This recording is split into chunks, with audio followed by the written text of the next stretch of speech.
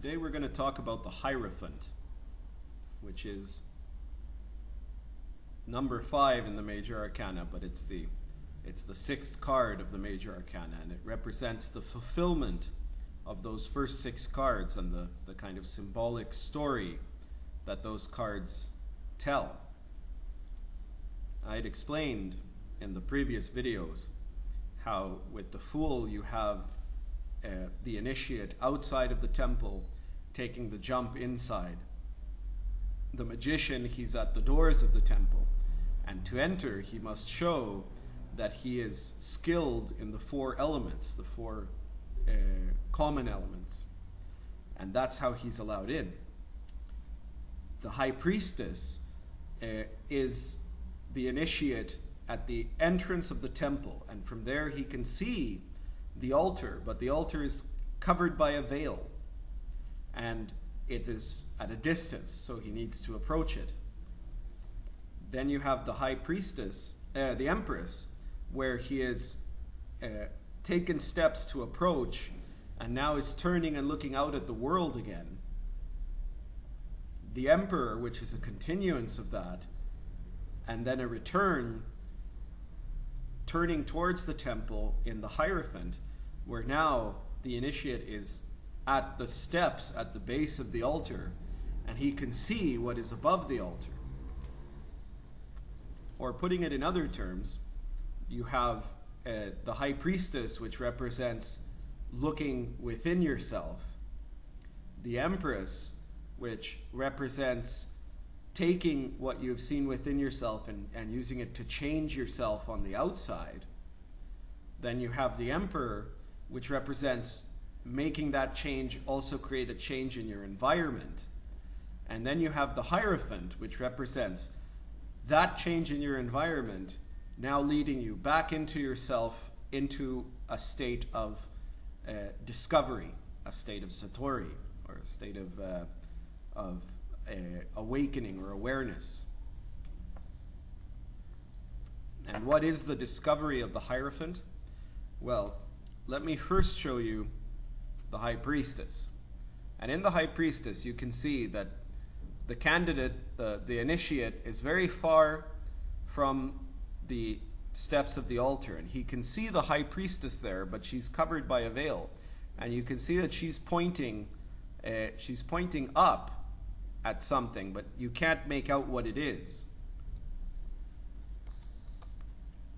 When the initiate reaches that stage where he is now at the steps of the altar, he looks up and he sees the Hierophant, and the Hierophant is again pointing, but he's pointing up at what is above the altar, and above the altar is a star.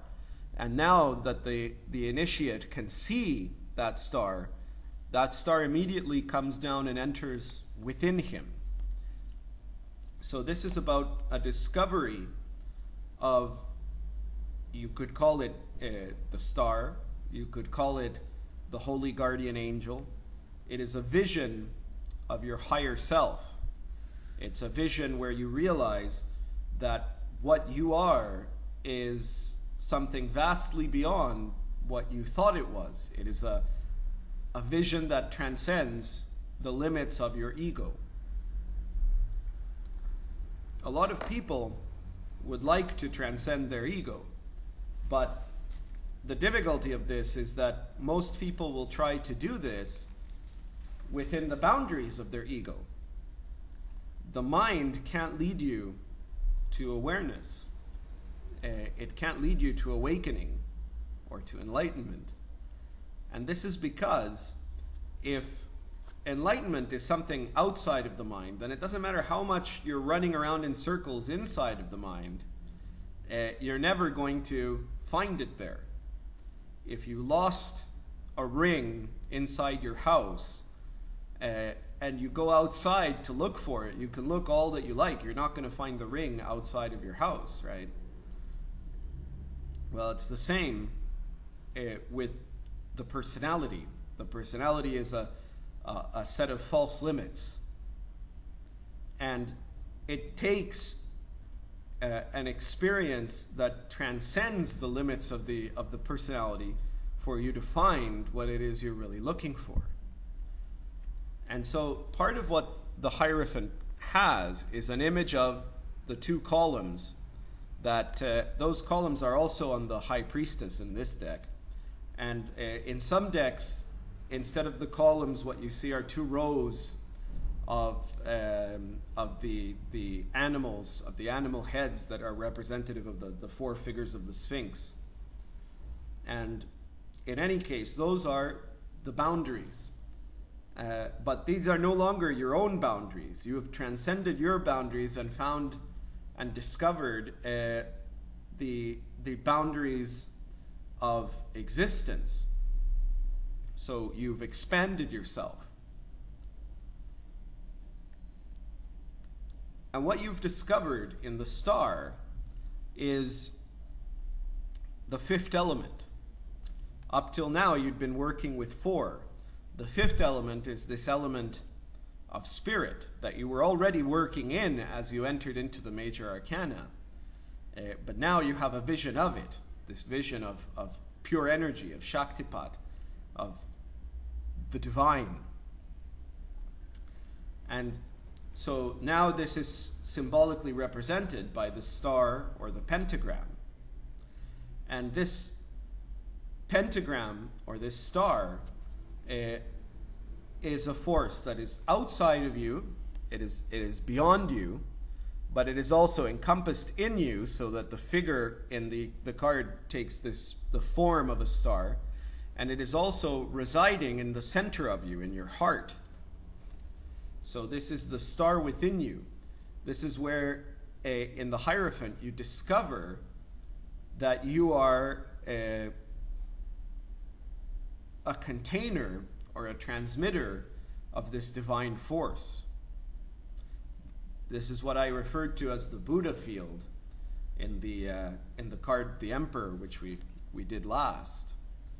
In the Emperor card, you see the egg. The Buddha field is in the form of an egg. It is still nascent. With the Hierophant, the Buddha field is now gone past its egg limits. So the Hierophant is a card of rebirth, you could say, of the fulfillment of that birth represented by the Emperor, who is still passive inside his Orphic egg.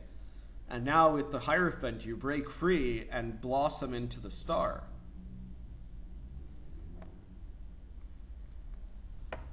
This is also represented by how the figure of the Hierophant, and there are actually three figures in this card. One is the querent himself, the initiate.